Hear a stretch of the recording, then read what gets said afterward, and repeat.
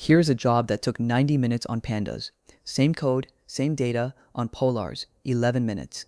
That is the whole story of 2026. Pandas users are switching, and the gap is not close. Polars is a Dataframe library, just like Pandas. Same tables, same rows and columns. But under the hood, it is a different animal. On real work, it runs about 10 times faster.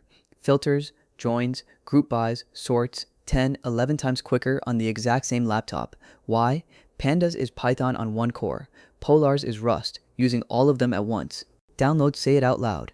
Polars just crossed 2.8 million a week, up 250% in a year. And Pandas did not sit still. In January, Pandas 3.0 landed swinging.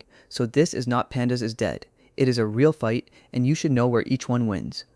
Your code barely changes, by the way. A dataframe is still a dataframe.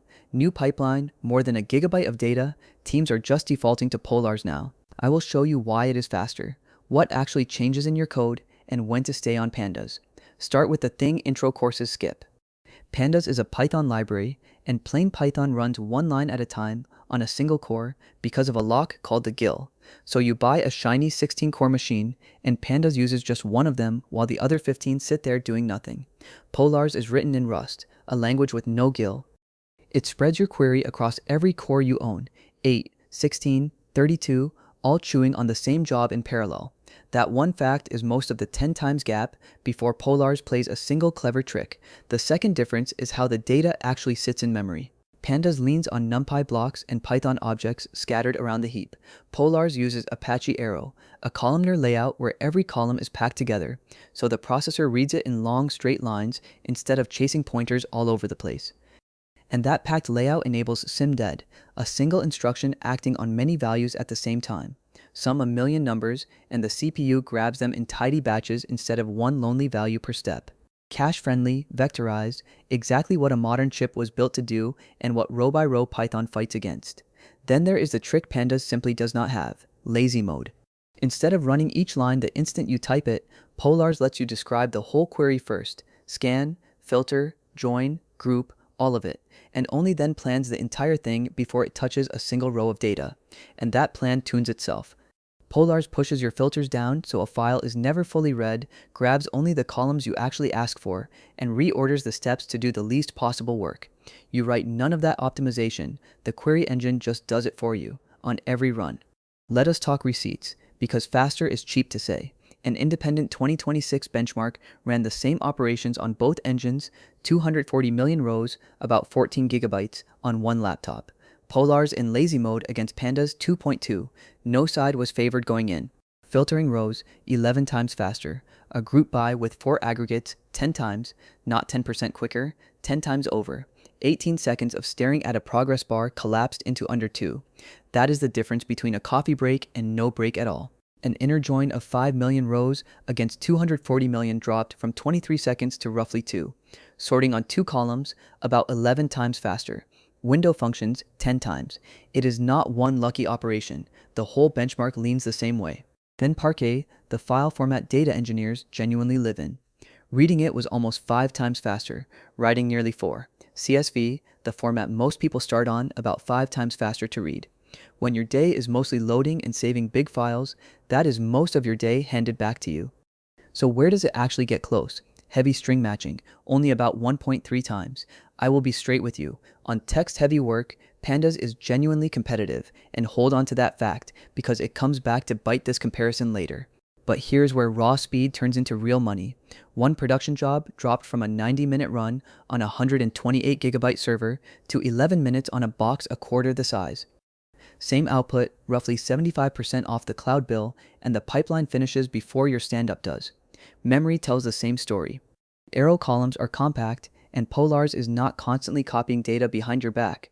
So the same dataframe that swells Pandas past your RAM often fits with room to spare in Polars. Less spilling, fewer out-of-memory crashes at 2 a.m. So how different is the code, really? The core shift is expressions. In Pandas, when a built-in does not cover you, you reach for apply and a Python Lambda that crawls the dataframe one row at a time, and that Lambda is usually where a fast pipeline turns slow. In Polars, you write an expression instead, pil.coal.mean over a group, and the engine runs it natively across every core in Rust. There is no Python function sitting in the hot loop anymore. The Lambda that used to be your escape hatch mostly just disappears. The real superpower is that expressions compose. You build one small expression, then reuse it, stack it into a group by, drop it inside a window, the same building block everywhere. Your logic reads like a sentence instead of 10 lines of throwaway intermediate data frames. Polars also throws out the index entirely. No more reset_index, no surprise label alignment reshuffling your rows behind your back. A row is just its position in the table, which makes queries predictable and a lot easier to read 6 months later. And a small thing that has burned most Pandas users, an integer column with a single missing value turns into floats, and suddenly your IDS have decimal points. Polars keeps it an integer, with a real null value. The types you declared stay the types you get. The lazy pipeline reads clean too. Scan the file, filter, group, aggregate, then call collect. One chain the optimizer can see from end to end, and nothing actually executes until you ask for the answer at the very last line. You describe the what, Polars figures out the how. Is there a learning curve? Yes, and I am not going to pretend there is not one. Thinking in declarative expressions instead of poking at a data frame in place takes a week, maybe 2, to really click in your head. After that, going back to Pandas feels like typing with mittens on. One honest warning though. Do not just import Polars and keep writing Pandas out of muscle memory. If your Polars looks exactly like your old Pandas, it will run. But you left most of the speed sitting on the table, and you will wonder what everyone was so excited about. Now the part most Polars videos conveniently skip right over. On January 21st, 2026, Pandas 3.0 shipped, and it is the biggest release the project has done in years. Pandas did not roll over. It came to this fight swinging. Copy on write is the default now, and the only mode. In plain English, Pandas stopped making nervous, defensive copies of your data every single time you touched a column. A whole category of quiet overhead and a pile of confusing warnings just vanished overnight. And strings, Pandas' worst area for a solid decade, are now backed by PyArrow by default. That is 5 to 10 times faster on text operations and roughly half the memory for text columns. Remember that 1.3 times gap on string work? This release is Pandas walking right up and closing it. So give the Pandas team real credit here. 3.0 is genuinely faster and leaner than the Pandas you remember fighting with. But, and it is a load-bearing but, it is still eager and single core by default. No lazy optimizer, no free multi-threading, no query planner. Which means the heavyweight wins, the giant joins, the huge group buys, the multi-gigabyte scans still land squarely with Polars. Pandas got dramatically better at being Pandas. What it did not do is turn itself into a parallel query engine overnight. So when should you actually stay on Pandas? Small, interactive data. A few 100,000 rows in a notebook that you are poking at live, Pandas is instant. You already know every shortcut, and Polars would genuinely save you nothing. Do not switch to feel modern. And the ecosystem, which is the big one. The second your data hands off to scikit-learn, or matplotlib, or stats models, every one of them expects a Pandas data fam. 15 years of tutorials, courses, and Stack Overflow answers all speak Pandas. That gravity is enormous, and leaning on it is completely fine. But you are not even forced to choose, because they interoperate. Polars hands a frame to Pandas through Arrow, with basically zero copying. Do your heavy lifting in Polars, pass the result to scikit-learn, get it back. No slow conversion tax, no rewriting your model code. Now here is Polars' big 2026 move, the one that genuinely changes the math, the new streaming engine.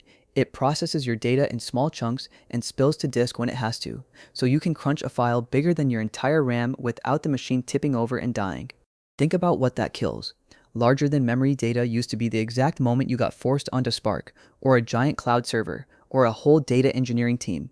Now a laptop with a decent SSD just grinds through it in the background.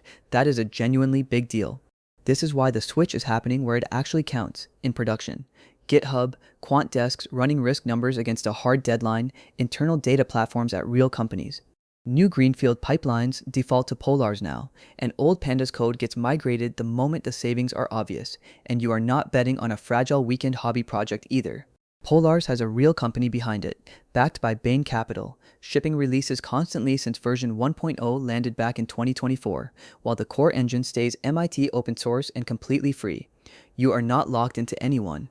Quick word on DuckDB, since someone always asks, it is a different tool, not a rival.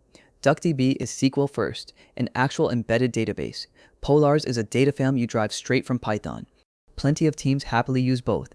The point is that the slow, single-core default finally has fast alternatives. So, should you switch? If you are starting something new, or anything you run regularly is over a gigabyte, my answer is a clear yes.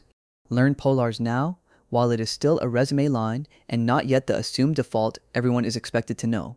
It pays for itself in about a week, but you do not have to rewrite your whole repo this weekend. Keep Pandas for the small, interactive, ecosystem-glued work that is genuinely what it is best at. The next heavy job, though, reach for Polars and actually watch the clock. That one number will change your mind faster than I can. Polars for the heavy lifting, Pandas for the last mile. If this saved you a slow afternoon, you know what to do.